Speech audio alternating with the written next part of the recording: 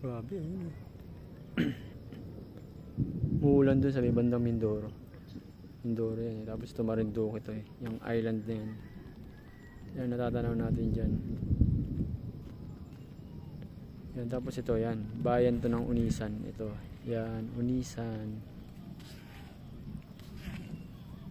Yan. So, nagtatanong anong ginagawa namin dito, wala lang. Naglakad lang kami rito. Kasi low tide. Kanina, ang dami. Ng sunset. Daming tubig dyan kanina eh.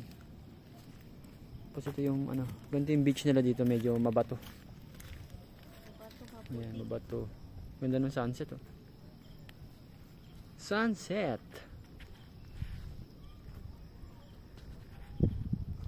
Diba? Mukulog-kulog. Uy! Ikidlat dun. Matatamaan ba tayo dito? Depende. Tamaan tayo ng kidlat pag ano. Hindi pa tayo bumalik. Tara na. So, bye-bye. Ganda ng view dito. So, umuulan doon. Mukhang uulan na naman dito. Ayan, kumukulog na nga. Balik na kami. Uy! Ano na? Dito na makapalit chinelas ko.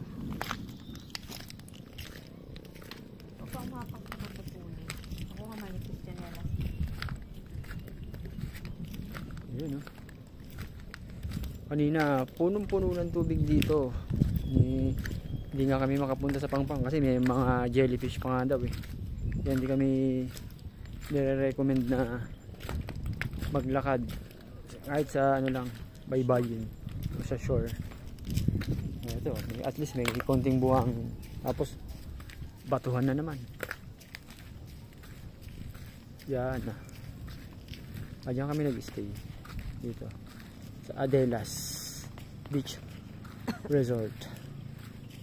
Ganda nung katabi niya na resort eh. Oo nga, Marcela Beach Resort. Marcela. Ganda sa likod. Marcela Beach Resort. Right. Marbamor. Monsela. Monsela. Monsela yan. Oo nga, Monsela. Katakot dito. Sarap ng hangin.